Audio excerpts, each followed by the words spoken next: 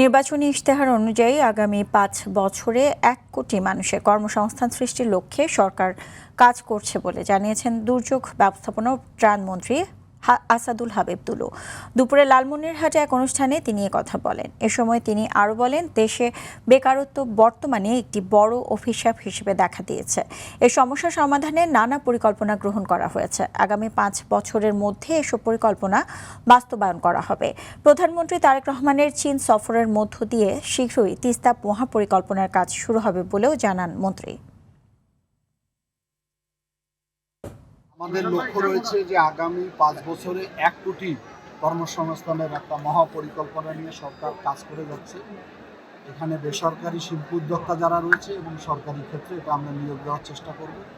বাংলাদেশে তো বেকারত্ব একটা অভিশাপ হিসেবে দেখা দিয়েছে, ভয়াবহ রূপ ধারণ করেছে। সে ব্যাপারে আমাদের মাননীয় প্রধানমন্ত্রী জনাব তারেক রহমান ইতিমধ্যে অনেক ধরনের পরিকল্পনা গ্রহণ করেছেন।